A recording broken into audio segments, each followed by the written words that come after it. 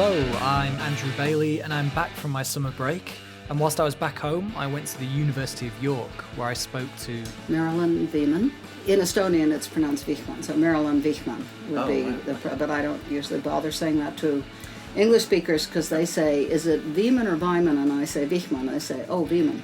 In this episode, we look at the 7 most common misconceptions about being bilingual and bilingual development. We bust some of them, we just bruise a couple of the others. Now, despite the fact that being bilingual is actually more common than being monolingual globally, there's still a lot of misconceptions that have grown up around it. Marilyn Vihman has both personal and academic experience in this field. Okay, well, I've always been interested in languages, and partly because my parents were bilingual, and I did a lot of traveling as a child. So I knew I was good at languages. When I went to college, I picked Russian as the hardest language that was available. So I studied Russian. At that time, it was still kind of unusual. And then some years later, I met the man that I married, who was Estonian. And it was fun for him to kind of figure out the grammar of his language in order to teach it to me. There weren't any grammar books that we could use at that time. So he taught me Estonian. It drove what little Russian I had right out of my head. But I've always spoken French because I started in childhood. Basically, my interests were like a linguist's interest. I wanted to see different languages and how they compare and so on. Right. And I discovered there was such a thing as linguistics. So then I got a PhD in linguistics, UC Berkeley. Then I started studying child language after my PhD, and since then I've been very happily studying children, learning different languages, going from babbling to speech. That's my main area, phonological development and child bilingualism especially. But first, what do we mean by bilingual? Well, to my mind, I'll give you a simple functional definition. I consider a person bilingual who can function successfully to their own satisfaction in 2 languages. So, of course, that means if you can go into a store and, buy your groceries in Spanish when you're living in Spain or Mexico or someplace, then to that extent you're bilingual. That isn't what most people would probably want to use, but I think the key thing is being able to function for your own purposes within 2 language settings. That's bilingual, as far as I'm concerned. A lot of the studies are done with people who've learned their second language maybe in their late teens. And English is often the second language, and it's heavily accented English. Maybe it's not entirely correct, but they're going to school in the UK, let's say, or the US, and they're functioning fine as students. Obviously, they're bilingual. You're bilingual if you're using 2 languages to do all the things you want to do. Right. That makes you bilingual. So that I consider that bilingual. And when you are studying cognitive effects, those are often the people that are included in those experiments. So these are people who are making use of 2 languages. That gives them the bilingual experience. Right. Still, there are people with extremely good second language skills who would not consider themselves bilingual. Oh, well, that's just sort of modesty or some kind of false modesty, I would call it. I mean, if you're looking for people who are perfectly balanced, it is extremely rare.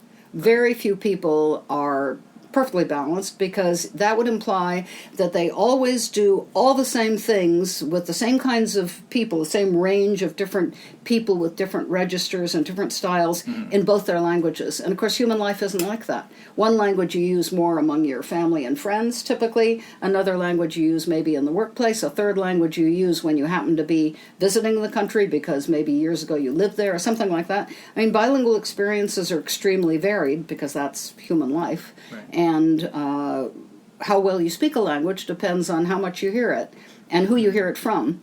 And of course, things are never equal. So unless you're a multilingual translator, multilingual interpreter for the UN or something, those people are amazing in both languages or maybe more than 2 languages. But that's not an ideal. That's just one particular quirky case. Maybe they're not very good at fixing cars, but they're great at translating from one language to the next. It's a special skill. Right. So that is one common idea, that being bilingual means you are perfectly equal in both languages. Yeah, it almost never happens. Never. I guess it depends on you. Let's say you're Spanish English, that if you spend a long time in Spain, your English decreases Yes. and vice versa. Exactly. I mean, that's the key thing about language use, is it always needs feeding, so to speak. You forget a language as quickly as you could possibly learn it. Children learn the fastest and they forget the fastest. So a 3-year-old, if you suddenly take them to Madrid, they're going to be speaking Spanish by the end of the year, like any other Spanish child. You won't be able to tell the difference. You bring them back to England and they'll forget it quick as you could, turn around. I mean, within a month or two, they won't have any of it left. Right. So is that the permanently forgetting, or? That is a question nobody knows the answer to. Oh, really? There's research into that. It's a really interesting question. In particular, the question is, if you heard a language or overheard it in your childhood, can you relearn the language better as an adult than someone who was never exposed to it? And some people think yes. And in particular, Korean is a language that's looked at in this way. There's a group, I think the woman's name is Ao, in Los Angeles area, or San Diego, I think it is. And they've been doing studies of children, people of Korean extraction who grew up maybe in a Korean community but didn't really learn the language or stopped using it. And then they take Korean classes and they're compared with American kids who were never exposed to it. And the Korean kids do better, certainly, on the phonology. But then there are other studies that suggest that that's not so clear. And again, Korean happens to be the language. There's a French researcher who did some neuroimaging of people, Koreans, who were living in France, adopted into France, grew up speaking French, so they sound completely French. Question is, can you find traces of their Korean experience by doing neuroimaging? I think maybe when they're listening to French. His name is Pallier, I think. I'm not positive. And the answer is he couldn't find a trace. Oh, wow. So some of the evidence says yes, and some of the evidence says no. And I can tell you again, anecdotally, my parents were both French. They spoke English with a heavy French accent, both of them.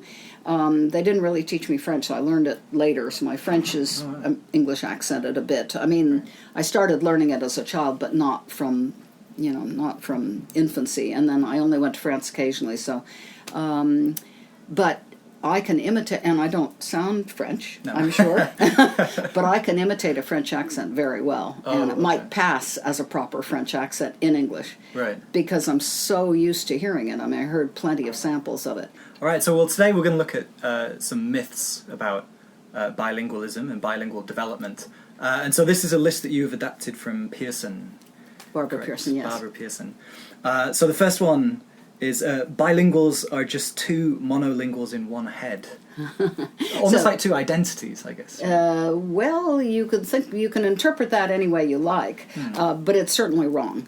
François Grosjean is the person who has written the most about this, and the reason it's completely wrong is that a bilingual, what we now know is that a bilingual is always having the other language or languages competing with the one he's using. So you and I are speaking English, and I'm unlikely to suddenly break into French or Estonian. It just doesn't happen. Right. But it means that there's a part of my brain that's constantly warding off the other languages.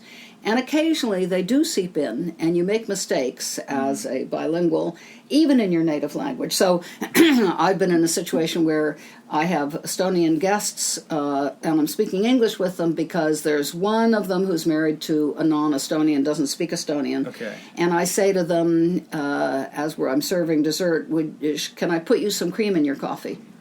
Which doesn't sound like native English at all. That's how you would put it in Estonian. So there, the Estonian construction has just popped up and won the competition for my speech output, if you like. And I've said something that is strange because I know the other language. And because I'm with people who kind of prime Estonian, and, so it kind of makes sense that my Estonian is activated and ready to be used because of the context in that particular case. And I could give you numerous other examples. And there's now a lot of experimental research showing that on every level, semantics, syntax, phonology, the two language systems that you know are interacting with each other and providing words and forms and grammatical constructions that may not be the one you intended to use because you're using one of the other languages. Right. That's not a monolingual. There aren't two monolinguals in that head. Right. Clearly not. I guess to a monolingual listener, those kind of slips would be maybe considered mistakes, almost like a weakness of being bilingual. You could say that, yes. I mean, the truth is, bilingualism is probably an important element in language change. So there are a lot of places in the world, including Japan and Korea, where two languages that aren't basically related, they don't have a history of coming from the same parent language, have come to be more and more like each other. And why? It's because the bilinguals, because they've been in contact for so long, the bilinguals make their life easier by using more of those constructions that are in common between the two languages. And so it's, if you like, that's the kind of mistake I was making. I was saying something that sounded a little funny in English, but if there was a large group of us who knew both Estonian and English, that mistake might come up more often, and eventually English would change a bit in that direction. The idea of mixing languages in mixed company is also interesting. And code switching, you're thinking about. Codes, yeah, exactly, yes, code switching.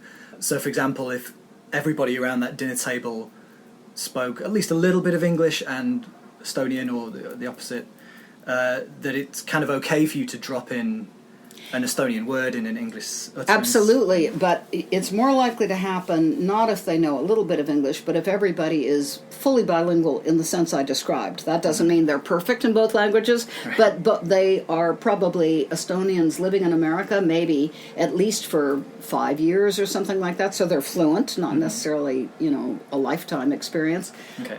So everybody speaks both languages quite comfortably and naturally, and it's part of their everyday life. Then it's more natural than not to mix in words. And certainly if I was speaking Estonian, I'd be likely to say words like internet or computer or something like that in English, because I'm working with those things in an English working situation probably. Sure. And, so words that just naturally come from the English context are likely to be in English. So with code switching, is it true that often the word that the bilingual thinks is the most emotionally accurate, in that kind of mixed environment they might drop in? So, for example, in Korean, jajangna is kind of, it's like annoyed, but it's a very emotional word. Often in a kind of mixed language company, a Korean person might be speaking English, but drop in jajangna as a... Yeah, a word that feels like better. It's what they call le mot juste in French. It's just the word that kind of captures what you want to say. It doesn't have to be emotionally charged, but yes, it can be that kind of thing. Of course, people do that. And when you're in mixed company, the more intimate the setting, the more likely you are to code switch. So people code switch a lot in a family setting, and then when it's the extended family, an occasion like Christmas or Thanksgiving or something, then they're likely to do a fair amount of switching. But when they're with colleagues from work, maybe who are also bilingual, they might do less because it's a little bit more formal. And the less intimate the interlocutors are, the less you're going to code switch. And certainly those words that have a really special meaning in one language for whatever reason are more likely to get switched in. Okay, so myth number 2, bilingual children start to speak later than monolinguals. Well, that one's a little trickier. The question is, how can you know? Because you can't take a bilingual and kind of roll the story back and start over again as a monolingual and see, compare the same child. And since children are all different, it's really hard to tell. And there's huge variability in how quickly children learn their vocabulary and their grammar and so on. If you look at 2-year-olds or 3-year-olds and you measure their vocabulary, this is something Barbara Pearson has done, they're almost guaranteed to have a smaller vocabulary in each language than a child of the same age is likely to have. But if you put the two languages together, even if you leave out the ones that are synonyms, so bred in both languages or whatever, and just include the ones that they don't seem to have in the other language, so you've got a full list of sort of conceptual vocabulary, it may well be larger than that of a monolingual. So they aren't delayed to any great extent. Sometimes they'll get started a little bit later, or they might start combining words a little bit later, but bilingualism, there isn't any evidence that bilingualism really delays language development as such. So I guess to the kind of the layman, that they might think that the child is confused by two languages and it takes longer to separate out This is clearly not the case. Babies have a kind of a sense of there being two languages in their environment practically from birth. They are very sensitive to the sound it's the word I'm looking for, really the rhythm or the melody of language. And two languages that are rhythmically quite different, like, let's say, English and French, the baby will pick up on the fact that there are these two different sets of sound patterns, and they'll keep them well apart. That isn't a problem. When they start learning words, they're likely to pick up on patterns from both languages and sometimes use them in the other language, even though there is a certain amount of literature that's saying that doesn't happen. Right. It's part of my area of interest, and it does happen, definitely. But it isn't about confusion. It's about making use of your resources. So the baby doesn't have any reason to try hard to keep the languages apart, because their experience is usually a fully bilingual experience. So maybe one parent uses X, the other parent uses Y, or the family uses one language as we did, but the community is using another, and the child is regularly going from one situation to another where the language changes. And the baby will be sensitive to these differences, but they don't have any reason to know that you can't draw on both when you're producing new words and so on. Then they get past that. By the age of 2.5, they're no longer doing that kind of thing. So there isn't any evidence of confusion. They just need to work their way through the data, as it were, and that takes some time. Which conveniently brings us to the next one, which is young children soak up languages like sponges. We hear that word all the time, right? Young babies are sponges, children are sponges. I think that's fair enough. They do, really, in the sense that if a family moves to a new environment, there are actually some studies of American families moving to the Netherlands, and they looked at the whole family and how well did everybody learn the language Dutch. Well, of course, the parents didn't do so well because they're talking to people who speak English. They're just not in a Dutch environment the way the children are. The children will very quickly start learning the new language. They found in that study that the best learners were actually the kids towards the end of the childhood period, so like 14-year-olds, 12 to 14-year-olds, because they could use some of the learning skills of an older person, and at the same time they weren't self-conscious about sounding like a Dutch person. You get to be 16 or 18, then you're self-conscious, you know. I'm an American. I don't sound like these Dutch people, and so that is probably one of the factors that keeps you from sound. But soaking it up, yes. Most children will learn a new language that they're exposed to very quickly, and as I said earlier, they forget very quickly as well. But that's not true of 100% of all children. Some kids find language learning more difficult, just like some children draw well and other children take longer to learn to draw. I mean, you know, people have different talents, as it were, different skills. But on the whole, I'd say that myth is coming closer to the truth than most of them. All right. All right. It's an interesting grey area we have. So the next is some languages are more primitive, meaning simpler in structure, than others, and therefore easier to learn. Well, linguists are totally opposed to that. I don't know that there is a lot of evidence to exactly prove that, but it is an item of faith among all linguists that I know. I don't know of any controversy here, that languages are equally complex. I mean, they're all complex. They're very complex. The only primitive language I know is the language of let's say, a 1-year-old who's just beginning to put words together. You get what is called telegraphic speech. So you say, bunny fall, you know, that's not a sentence that an adult would use in any language. So you get simple combinations of words that mean something in the context. In a baby, that's primitive. There aren't any adult languages that are remotely like that. Every language has its own grammar, its own set of phonological structures, and so on.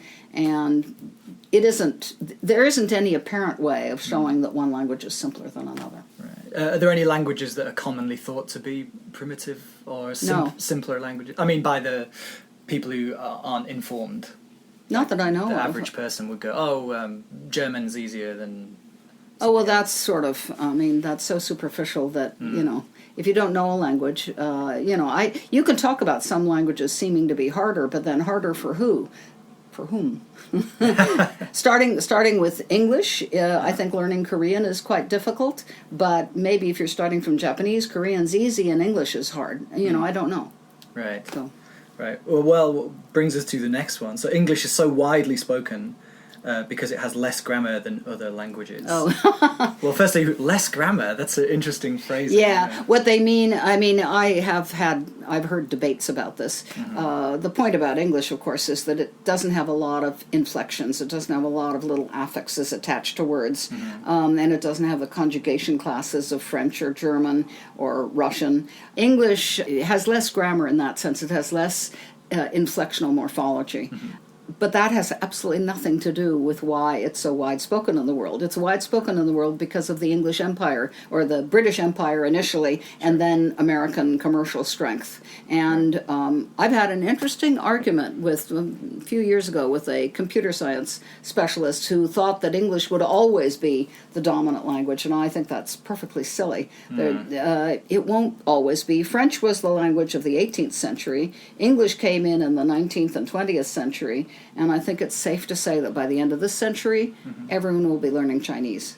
Right. And it's not because Chinese doesn't have much grammar, although in the sense that English doesn't, it doesn't either. But because Chinese is the coming economic power and probably political power as well. So, the languages that's learned is the language that you need to trade and to get an education and to deal with the people that you want to deal with. Okay, next is parents who do not speak a language perfectly will pass on the errors and their accents to the children. Well, I'm a great counterexample to that, since both my parents spoke heavily accented English. My father was born in Mexico and then left there when he was 15.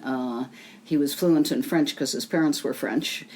So he learned Spanish and French, and he didn't start using English regularly till he was 15, I guess. So he had a really easily detectable accent that was a bit of a mix of French and Spanish. My mother was born in Paris and was 23 when she moved to the States. She spoke English, and her English was, both my parents spoke very, very good English, but it was immediately obvious that they were accented, and I guess I don't sound too French. No, not at all. So how Well, about I can if you want me to. Sure. We can start the interview again. We just could, in yes. French. How about the errors then? That parents making errors that... Obviously, as babies, the parents have the most contact, so people assume... Well, let's put it this way. If your only source of information about a language comes from the parents, and one or both of them are non-native speakers, then you'll pick up those non-native speaker errors. So that's true, for example, for my children who learned Estonian from myself and my husband. And my husband is a native speaker, but I'm not. I make errors, and to some extent, they probably picked up some of my errors. They don't sound like people who were born and raised in Estonia. No. You can tell the difference. But that's because they had very little contact with Estonia. It was under the Soviet regime at that time, and you could only go there for brief periods of time. My daughter has now lived in Estonia for 10 years. Her Estonian is better than mine. She doesn't sound completely native, and partly I think it must be because she was raised with someone who wasn't native speaking, and she didn't have a lot of other exposure. Now, to turn it around and say, what about their English? They're being raised by one parent who was accented in English, clearly. So my husband was in his early 20s when he came to the States. But they're surrounded by their peers who speak English like other Americans, and they sound completely American, both of them. Right, so it really is just the amount of exposure to any particular form of the language. And children start out by sounding virtually identical to their parents, and if they then stay in a place where English is spoken, for example, they move from their parents being the model to the peers being the model. And sometimes you can see the shift in that some words will be... I had a parent in Scotland who came from England saying that his son was going to nursery school, and he would say no in a sort of British way, but no way in a Scottish way, because no way came from the other kids, and this no came from the parents, so that kind of thing. The shift comes as they start school. Around age 6, kids start being much more peer-oriented, or 7, and after that, it's going to depend on their peer group what way they sound. They'll sound like Yorkshire if they grow up in Yorkshire. Right. And I guess a good example of that might be if you look at teenage languages, that it's almost like teenagers have their own form of English, right? It's Yes. a very in language. Yes, and that's not accidental. Teenagers want to set themselves Right. apart. That's really important to them. And so a certain amount of language change is probably driven by teenagers' interest in having their own secret language. It doesn't say stay secret very long. It becomes popular, it sounds cool, and then it goes into the adult register as well. Mm-hmm. All right, which brings us to the big question. I'm sure a lot of people listening to this, if you're teaching abroad, a lot of you might be married to a native of that country with a young child. So the question is, there is only one right way to raise a bilingual child. Well, the way I like to answer that question is there's only one thing that you can do that would really be wrong, and that is not use the language.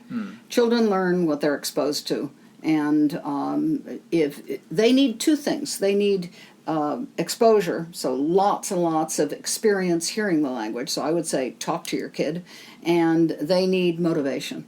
And if the only people they ever use the language with is one of two parents, say, and everybody else in the world always uses some other language with them, they may not choose to learn that language. They may start responding in the language of the community whenever the parent who speaks a different language talks to them.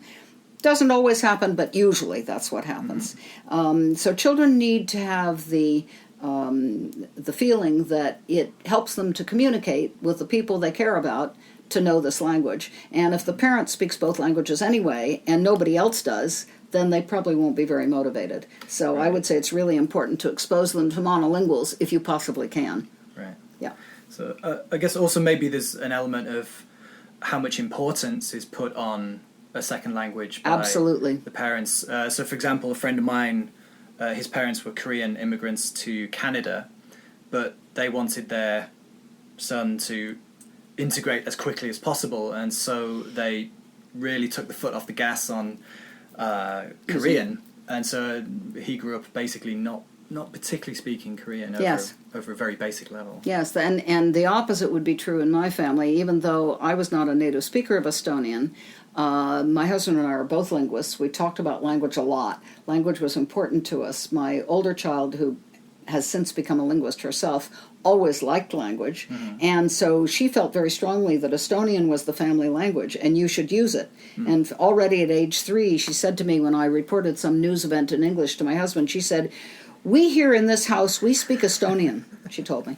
And I knew a lot of families where both parents were Estonian, where the kids were refusing to use the language. And I think the difference is that for us, language was so important. And she picked up on that, and she wanted to be like us. And it just, this heavy emphasis on the minority language worked in her case. Right.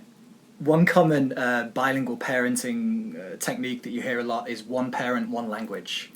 So your husband might speak Estonian and you would speak English. Is that really effective? Is that possible to do long term? I would say that, well, people do it, and a lot of people swear by it. I don't agree with it at all.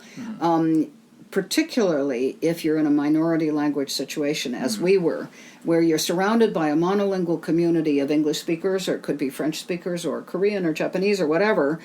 If only one parent uses the minority language at home, that gives the child only half as much chance to learn the language. Okay. It's much better for the home to push the language that's more rare in the child's experience, to give them double exposure, double motivation.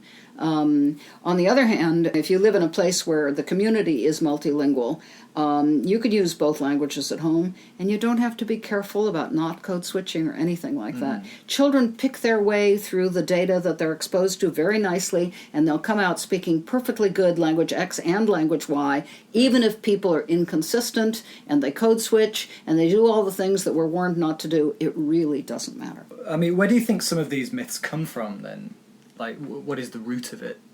That's an interesting question. I don't really know. I mean, one thing is language can be a little bit scary. And in particular, when you don't speak a language, then you kind of have the feeling that anyone who's using that language is saying mean things about you, maybe gossiping about you or something. Right. I lived in Wales for 11 years, and the English would often say, every time I go in a pub, they start speaking Welsh deliberately. But of course, it's silly. The Welsh speak Welsh with each other. That's natural. Right. And when the person walks in, they just continue if they don't know that person. Yeah. But it feels like, it's a little paranoid. It feels like they're doing it specially to keep me out. because language is such a powerful connector and also separator. If you don't Right. speak the language of the people around you, you're really left out. You're very isolated. So I think some of these myths have to do with that kind of anxiety that comes with language or not knowing a language. Right. And I guess maybe with the late development with babies, maybe that also comes from a paranoia that the child is being overloaded or somehow hindered by Children have an languages. amazing learning capacity. The brain has way more capacity to learn and remember than we ever tax it with. It could learn a lot more if we could, spend the time to learn more things. And 2 languages aren't a problem. 3 or 4 languages aren't a problem for a child. Lots of children grow up with many languages. It doesn't make them confused. No. Yeah. I guess also maybe if you're a monolingual, that bilingualism seems kind of this amazing, magical thing. I mean, especially people in England, very rarely you would find someone who says, "Oh yeah, I'm very good at languages." Most people would say, "Oh no, it's very difficult," and they haven't really done it since school. But, so maybe It's it seems interesting. I amazing. mean, it's no different from, I suppose, from music. With music, you probably need a certain bent to begin with, but then you need lots of practice. And, you observe somebody who's playing the piano beautifully, and you could say, oh my God, how amazing, to be able to play the piano. And it is. But it's all a question of having the motivation and having the practice. You need both of those things. Maybe you need a little skill. Language is a skill that we all have if we develop it, if we give ourselves the chance to develop it. Yeah, and especially if we look at the world, being bilingual is not unusual. It's The majority of the incredibly rare. world's speakers are bilingual, or multilingual, one should say. Yeah, it's the monolinguals who are undoubtedly in a minority. They all live in countries where that are big enough and that are politically strong enough so that they can get along with just one language. But that isn't the majority of places in the world. Most people grow up with more than one language. And again, looking at England, that it's very convenient that English is a globalized language, and mysteriously people in England struggle with foreign languages. That's right. It's Very about strong motivation. connection. Yeah. It's the same thing in France. I mean, the French, it's amazing how educated Frenchmen often don't speak any other language, including English. They really struggle with English, too. But, there's a kind of a pride there, too. We used to be an empire, and French is good enough, and why do we need these other languages? So it's a complementary attitude to the English attitude. Yeah. When it matters is when you start talking about the cognitive advantages of bilingualism, which is a topic that's being heavily researched these days. There's very strong evidence that bilinguals have a cognitive advantage. What it means is anybody who is regularly using 2 languages, as I said, use is the key thing. So it doesn't matter when they learned it, but if they're regularly using 2 languages, that brings with it a certain flexibility of attention. You're able to shift your attention to block off something you don't want to be distracted by in favor of something else. That kind of function is tuned up by being bilingual. Being bilingual isn't the only way to tune it up. It's tuned up by playing video games as well, for example. Anything that makes you shift attention and inhibit this while paying attention to that. But language just naturally does that because you're having to block off that other language that's activated all the time. Now, some people deny this. So there's a certain amount of research, it's a minority, but there's a certain amount of research saying that there is no cognitive effect. I strongly believe in the cognitive effect. And what Bialystok has shown in children is that bilingual kids are about a year ahead of monolingual kids in certain kinds of tasks. Okay. So like when you sort a set of cards according to the color of the picture on them, and then you're asked to take the same set of cards and sort them now according to the shape of the object. So shift your point of view about the same pictures. Bilingual kids can do that at 4 and monolinguals only at 5 or something like that. I don't know if I'm getting the age quite right. I think so.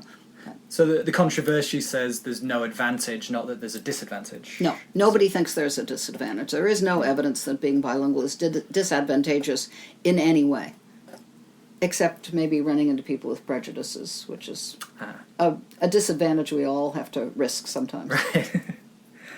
All right, so thank you very much. That was great. Okay.